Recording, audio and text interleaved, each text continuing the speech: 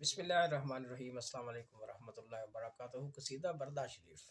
کا سلسلہ لے کر کے حاضر خدمت ہوں۔ میں اس سلسلے میں قصیدہ بردہ شریف کا ترجمہ اور ساتھ تھوڑی بہت تشریح بھی کرتا ہوں۔ تو اس سے پہلے 28ویں شعر تک جو ہے نا وہ ویڈیوز اس پہ بن چکی ہیں۔ تو آج ایک تو آگے فصل الثالث یعنی تیسری جو فصل ہے، تیسرا چیپٹر ہے وہ شروع ہو رہا ہے، اور یہ اس چیپٹر کا جو ٹائٹل ہے وہ حضرت امام بصیری رحمۃ اللہ علیہ نے لکھا فی مدح النبی صلی اللہ علیہ وآلہ وسلم، کہ نبی کریم صلی اللہ علیہ وسلم کی جو مدح ہے یعنی ان کی جو تعریف ہے اس سلسلے میں۔ تو اس میں نبی کریم صلی اللہ علیہ وآلہ وسلم کی جو عادات ہیں، جو ان کا زہد و تقوی ہے، اس کے بارے میں بات کی، اور پھر اپنی جو عادات ہیں اس پہ پچھتاوا بھی ملتا ہے۔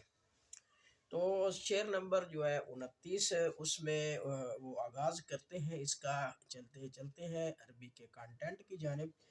کہ ظلمت سنتا من احی ظلامی الہ انش تک طاقت قدمہ ترا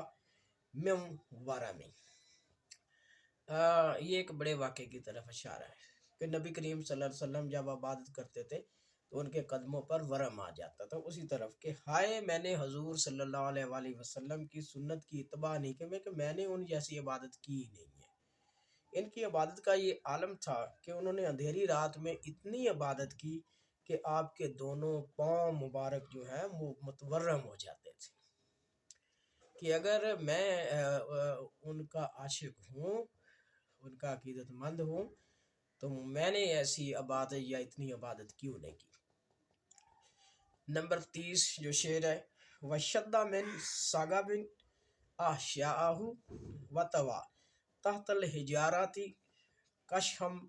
مترف العدم،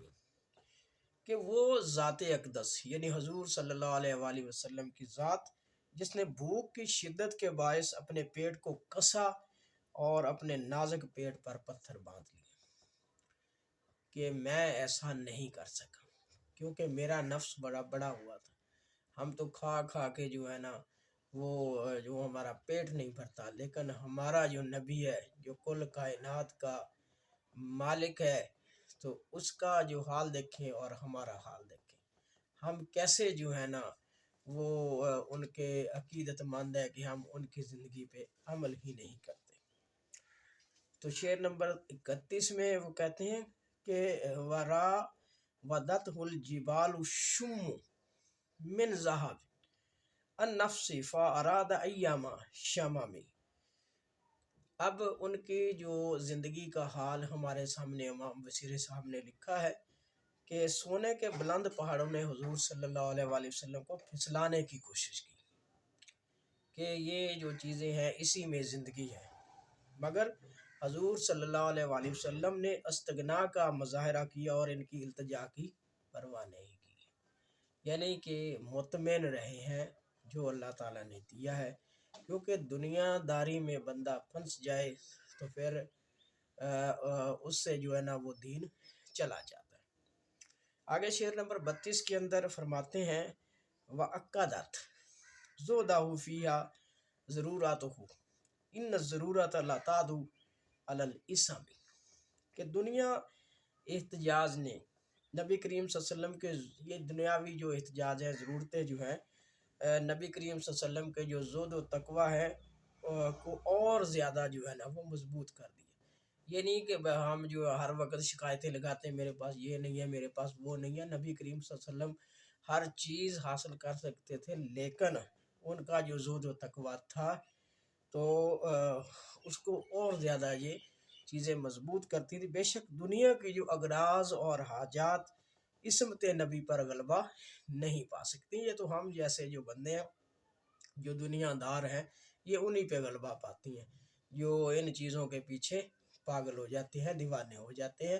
اپنے دین کو بھی بھول بیٹھتے ہیں، اپنے اللہ کو بھی بھول بیٹھتے ہیں اور اپنے نبی کو بھی بھول بیٹھتے ہیں۔ آگے جو اس میں شعر نمبر ہے ہمارا 33، انہوں نے فرمایا وَكَيْفَ تَدْعُو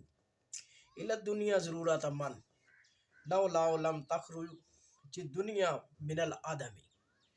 کہ دنیا کی ضرورت ایسی بلند و بالا ہستی کو کس طرح اپنی طرف مائل کر سکتی تھی، بلکہ حقیقت یہ ہے کہ اگر آپ نہ ہوتے تو دنیا عدم سے وجود میں ہی نہ آتی،